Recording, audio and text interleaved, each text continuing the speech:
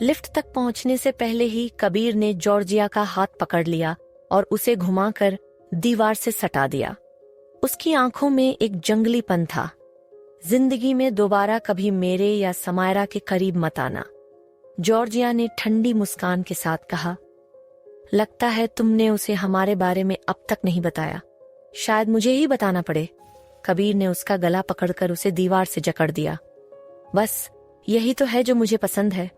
तुम जानते हो ना, मुझे रफ पसंद है, ठीक तुम्हारी तरह, वह मादक स्वर में बोली। चुप रहो, हमारे बीच कुछ नहीं है, कबीर ने उसके कान के पास फुसफुसाते हुए जहर उगला। जॉर्जिया मुस्कुराई। कसम से उसने तुम्हारे गंदे राज तो नहीं सुने होंगे। ऐसी मासूम लड़की अगर सच्चाई जान गई तो घिन से भर जाएगी। मुझे अभी चाहो और मैं चुप रहूंगी। उसे कभी पता नहीं चलेगा कि असल में तुम कैसे आदमी हो। कबीर की आंखें खतरनाक ढंग से चमक उठीं।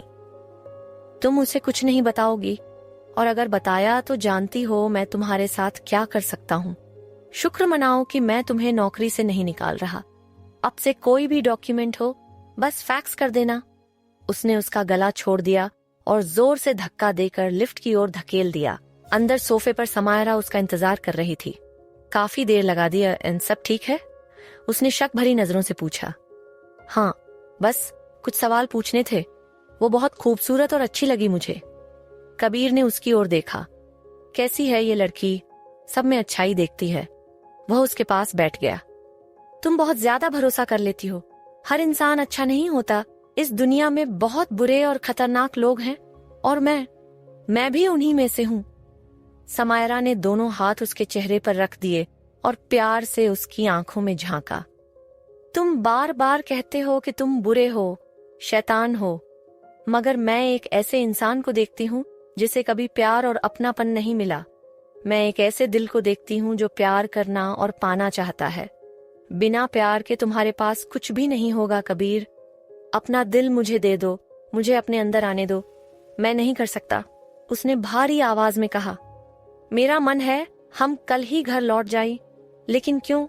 हमने तो सोचा था कि कुछ दिन और रहेंगे।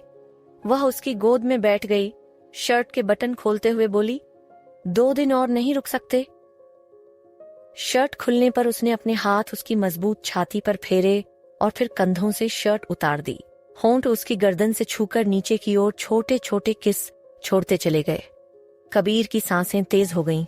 क्या तुम मुझे बहकाकर रोकना चाहती हो? उसने टूटती सांसों के बीच कहा। हाँ, समायरा ने फुसफुसाया, और अगले ही पल वह उसे उठाकर बेडरूम में ले गया। सुबह जब कबीर उठा तो बाथरूम से गुनगुनाने की आवाज आई। समायरा नहा रही थी और व्हिटनी ह्यूस्टन का मशहूर गाना I will always love you गा रही थी।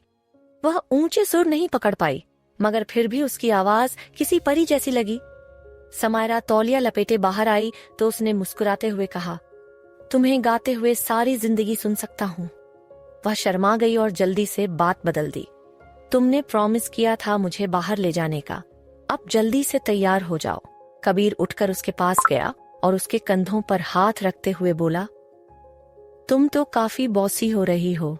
और अचानक एक झटके में उसका तौलिया खींच लिया और बाथरूम की ओर चला गया। समायरा वहीं खड़ी रह गई। उसका चेहरा लाल हो उठा। पेरिस में उनका समय लगभग खत्म हो रहा था। कबीर को कुछ काम निपटाना था। समायरा ने सामान पैक कर लिया और आराम कर रही थी। तभी दरवाजे पर दस्तक हुई। उसने दरवाजा खोला तो सामने जॉर्जिया थी। ओह, आप? अच्छा लगा आपको फिर देखकर, मगर कबीर यहाँ नहीं है। मुझे पता है समायरा, मैंने जानबूझकर इंतजार किया कि वो बाहर निकल जाए। क्यों? आप मुझसे क्या बात करना चाहती हैं? मुझसे ही करनी है। आपको कबीर के बारे में कितना पता है? क्या उसने आपको हमारे बारे में और उस क्लब में अपनी इन्वॉल्वमेंट के बारे में बताया है? समायरा का दिल धक से रह गया। उसने कभी सोचा भी नहीं था कि कबीर और गौरिका एक दूसरे के करीब थे। क्या वो अब भी? उस क्लब के बारे में तो उसने बताया है, समायरा ने धीमे स्वर में कहा, लेकिन तुम्हारे और उसके बारे में कभी नहीं। हम कुछ साल पहले एक दूसरे के साथ रहे थे, लेकिन अब नहीं। समायरा ने पूछना जरूरी समझा। नहीं, हम काफी अरसे से मिले भी नहीं। जॉर्जिया आगे झुकी। तुम्हें हक है जानने का कि तुमने किस किस्म के आदमी से शादी की है? वो क्रूर है, लोग उसे पीटने के लिए भी बुलाते हैं और उसकी एक बीमार आदत है, कुछ बहुत ही कच्ची और खूनी फैंटेसी सीज। नहीं, कबीर ऐसा नहीं है, समायरा ने चीखते हुए कहा। शायद तुम्हारे साथ नहीं, पर भरोमान वो वैसा ही है। हम क्लब जाते थे और अजीब, कहीं कहीं बर्दाश्त से बाहर की चीजें करते थे। उसे दीवार पर बांधना और चैन पकड़वाना खास पसंद था। तुम्हें ध्यान नहीं गया कि वो गुस्से में कैसे उत्तेजित होता है और सेक्स चाहता है। उसे कड़वा सेक्स पसंद है। शायद उसने तुम्हें वह पहलू अभी तक नहीं दिखाया, पर भरोसा करो, दिखाएगा। वह अपने पिता जैसा ही है। समायरा के सीने में सांस फंस गई। वह जो आदमी से प्यार कर बैठी थी, उसके बारे में और भी कड़वी बातें सुन रही थी। तुम ये सब मुझे क्यों बता रही हो? उसने कांपते स्वर में पूछा। तुम्हें जानने का हक है, जॉर्जिया ने कहा। लोग उसे डेमन इसलिए कहते हैं क्योंकि जो उससे उलझता है वही नष्ट हो जाता है। तुम खुद डरा नहीं कर रही हो कि वह तुम्हें नष्ट कर देगा? मुझे लगता है तुम्हें अब भी उसकी चाहत है। तुमने उस पर हमला किया था और उसने मना कर दिया। क्या ये तुम्हारा बदला लेने का तरीका है, झूठ फैलाकर उसे बदनाम करने का? समायरा ने कठोरता से पूछा। जॉर्जिया उठकर चली। मैं चाहती हूं तुम वादा करो कि तुम मुझे नहीं बताओगी कि मैं यहाँ आई थी। हाँ, मैंने पहले पहल की थी, पर उसने इनकार कर दिया फिलहाल। पर वह फिर आएगा, क्योंकि सिर्फ मैं ही उसे वह दे सकती हूँ जो वह चाहता है। अभी वह वफादार पति का नाटक कर रहा है, पर जल्द ही उसे तुम्हारी वाइफ वाली हरकतें उबाऊ लगने लगेंगी। सुरक्षित हो जाओ, समायरा चीखी और दरवाजा खोलकर उसे जोर से बाहर धक्का दे दिया। दरवाजा बंद होते ही उसने मुंह ढक लिया और बाथरूम तक दौड़कर जोर से उल्टी कर दी। पेट पकड़कर वह दीवार के सहारे झुकी रही। कंपी उसकी कंधों में थी। यही सब सच नहीं हो सकता था। कबीर ऐसा आदमी कैसे हो सकता है? जब कबीर लौटा तो उसने देखा समायरा बिस्तर पर पेट के बल पड़ी हुई है और वह जोर जोर से रो रही थी। वह उसके पास गया और पीठ सहलाने लगा, डरते हुए कि कहीं बच्चे को कुछ तो नहीं हुआ। और क्या हो सकता था जो उसे इतनी बुरी तरह तोड़ दे? समायरा, हे भगवान, क्या हुआ? उसने कहा।